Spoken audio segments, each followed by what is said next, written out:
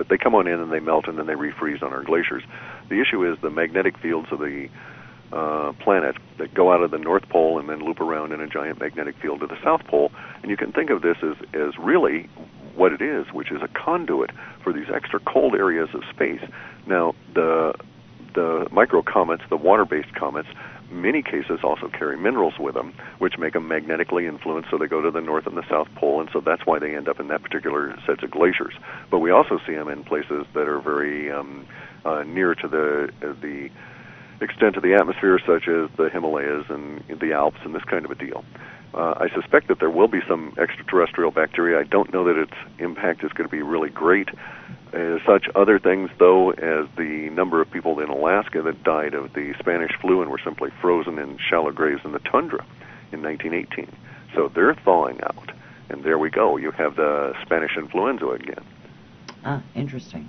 Yeah, so the principle is the same, and, science takes the latter seriously, so I'm sure they're taking the former seriously. But I don't know that you can do anything about it. All right, yeah, there you go. What do you think, what role do you think is being played by the Swiss banks in regards to the global control? Well, we have to look at it this way. Central banks didn't always exist. The real thrust of the central banks in the early 1900s started the whole process that led us into World War I and World War II. So I really think that's the whole point of central banking, is enslavement. We need not operate our planet this way. Oh, I agree. I could not agree with you more. And there was, hopefully someday we won't. Well, yeah. We might wise up, Well, yeah, I mean, it's not always been that way, but... Right. Well, if you look at things historically and you do some of these mega analysis, one of my favorite guys of all time is Buckminster Fuller, because he was a real sharp fellow and he went through some really nasty times that warped his thinking and clarified it to a great degree. One of the things he did was to do these global resource analysis.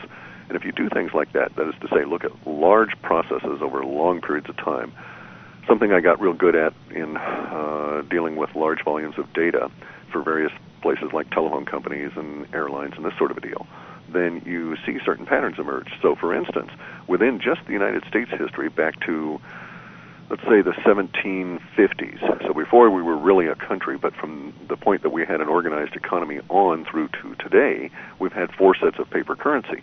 In those periods of time that we have not had paper currency, we've had basically a gold or silver standard. In all of those 200-plus years that we had a gold or silver standard, we had a total of 5% inflation. Because you couldn't inflate the currency, you had to go dig more gold, which actually required effort. In those periods of time that we've had paper currencies, we've had nothing but trouble. So, obviously, it's not engineered for our benefit. If the government was there to help the populace, they would do everything they could to discourage central banking and banking of any form and rely on a metals situation, because that was the period of time, or that provides the most stability and the most accurate storehouse of wealth over centuries. Makes sense. Yeah, so the Swiss and the, Bureau of International Settlements and all of that. And, oh, by the way, it does turn out that indeed our call on this spring with the inauditable word assigned to the U.S. and the government is showing up as everybody says, is there really any gold in Fort Knox? What happened to all of the gold the U.S. used to own? Blah, blah, blah. Right. So that's going to start, again, getting up to the coagulation. We'll feed that when it comes out that we have very few resources that way. Exactly. So let's talk about that for a minute. Okay. You had sent out an email that you're taking a break. Yes. And would like to have an update on that and when you think you may be going to be starting your reports again. I've had a lot of people that have emailed me wanting some of those questions answered as well. Okay. Well, initially, there's just a lot of stuff I need to get done, and my associate here, Igor, has some personal business that requires that he be out of state for a couple of months, and so it was a good time to take a little vacation. And then, of course, we ran into the issue of someone running out and posting our copyrighted material. So that affects the latter. When people post the reports out there, we have to write a filter to screen them out. This particular set of reports was rather dire, and it got spread around relatively quickly. So that's going to be a big filter, and it's going to take a while, and I'm uncertain as to when I'll be able to have that done. We had intended to come out in a new format. Our problem is this. When we do our data processing, we basically come up with three different data sets. One of them is the immediacy data, the other is the short term, and then there's the long term. The immediacy data goes from about 3 days out to about 3 weeks, and then we have the shorter term from about the beginning of the 4th week out to the end of the 3rd month, and then the longer term data is from the beginning of the 4th month out on basically about 19 months, but it extends some distance beyond that. The largest of those three sets, though, is always the immediacy data. And that puts a huge amount of pressure on us to process through that, because basically we're racing time.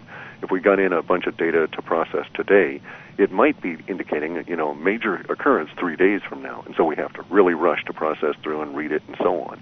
And that is part of our pressure on both our lexicon and our servers and all of our processing, was to race against time with the immediacy data.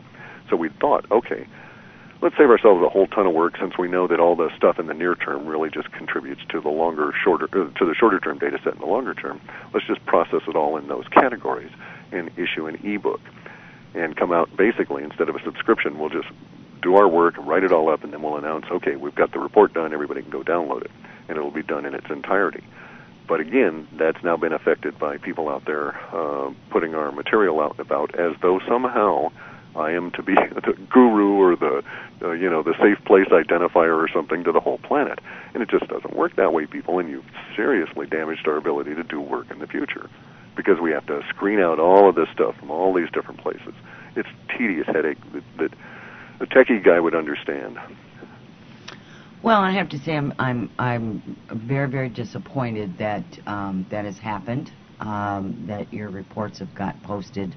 That's why you share your time so freely with all of the interviews that you do with all of the different radio shows that you're on, and just to keep it off of text, off the net. Right, and and then you have the Urban Survival and website that you also have, and it's very, very sad. So for anyone that may be listening to this,